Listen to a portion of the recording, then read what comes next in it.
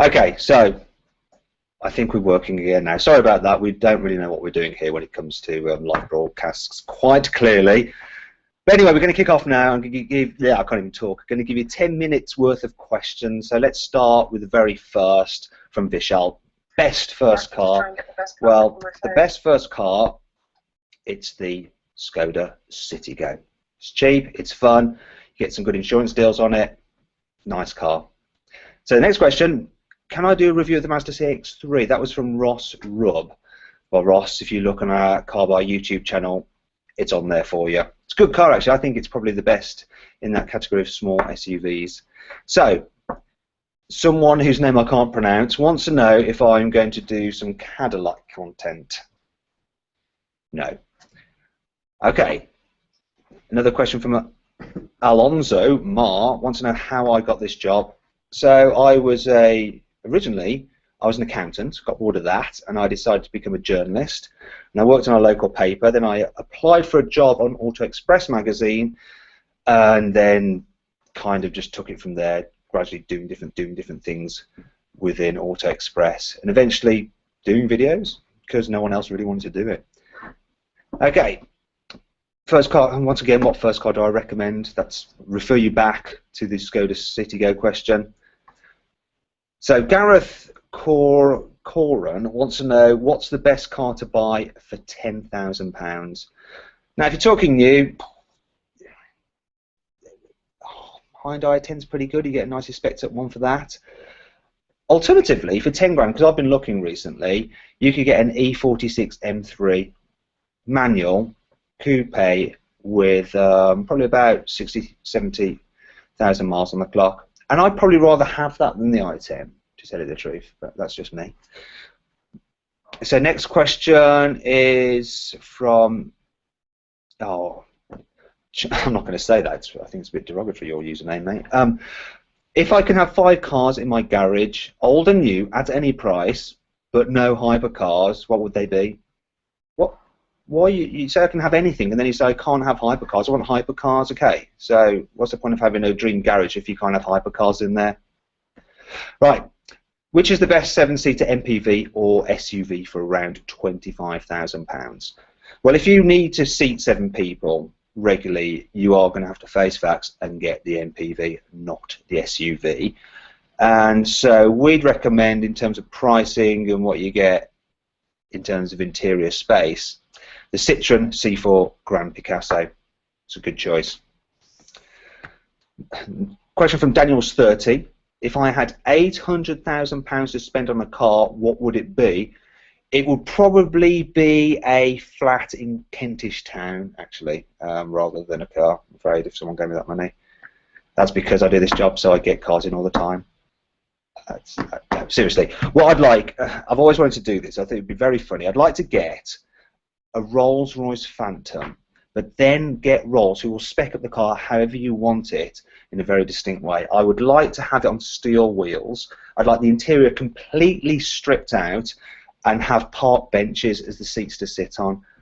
I'd also like it painted in primer grey, so I'd like to create the ultimate anti-Rolls-Royce and then drive it occasionally past their factory just to kind of rub their noses in it, just because I think it'd be fun. So, what would be the safest car to buy for a first-time driver? Well, if you look at our Carbuyer best-of section on our website for the safest cars, according to Euro NCAP point scoring system, the Volvo V40 comes out on top. But you might be safer in something like an M1 Abrams tank. But I'm not sure how road legal they are. Probably doesn't matter whether they're road legal. You've got a big gun, go where you want. Okay, can I do a review of the new Fiat 500? We will be doing that soon. Don't think it's quite available in the UK. As soon as it is, we're going to drive it, we're going to review it, and we'll have it online as soon as possible for you guys. So, next question. Okay, quite a lot of what is the best car for first-time drivers, which I've already covered. What is the best budget car that you would recommend, which is not a Dacia? So, they're not really budget anymore, but Hyundai i10 is a pretty good car for the money. It's actually surprisingly good to drive in terms of like the way it handles and comfort. It's reasonably spacious and it's cheap to buy, run and insure. Okay, what is the best used car for around £2,000? I really want to get a car which is great for everyday city use. I mean, because there's just so many of them, I would always look towards a Ford Fiesta. They're plentiful, they're cheap, they're good cars, and they're quite easy to repair. I actually just sold my mother's old Seat Leon, the Gen 1 car, for about £2,000, and that was a good car, but you know, it had a diesel engine, so it's actually better for longer distances rather than just city use. But you can pick those up much cheaper than the equivalent Golf when they're essentially the same car, so that's worth considering if you want something a bit bigger than the Ford Fiesta. Will we do comparison videos? Asked Sebastian Turk Allergy. Well, yes, we've done a few already, and I'm now looking at doing one in the next few weeks with the new Audi Q7, the Volvo XC90, and the Land Rover Discovery. I think that's going to be a really tough one to call. Okay. Okay, so someone wants to know if I have ever driven a Malaysian car before, such as a Proton or a Perodua. Okay, so yes, I've driven a Proton Gen 2, I've driven a Proton, what was the one that Lotus did all the, I can't remember, it was some kind of GTI Proton, can't remember the name. It was a long time ago, and they were a little bit down on what the European cars were at the time, and so now I think they feel a bit archaic. I drove a Perodua ages and ages and ages ago, and it was pretty horrible. So, okay, another question. Have I ever driven a Seat Leon Cupra, and will we be doing a Carbuyer review of one? So, easy to answer. Yes, I've driven the Seat Leon Cupra. We actually had one here in the office as a long-term car for 6 months, so I got a few goes in that, and very impressive, understated, super fast, dead easy to drive, and also surprisingly comfortable and economical for a car that can do 0 to 60 in under 6 seconds. In terms of the review, I'm not doing it. Ginny is going to be doing it. In fact, she's done it already. It's going to be online in the next day or so. It's there, it's edited, it's waiting to go, so look out for that one. So, next question. What is the BMW M5 M Sport like? I don't know, I haven't driven that, I'm afraid. Sorry, probably shouldn't have bothered reading that out. Need a producer, I think.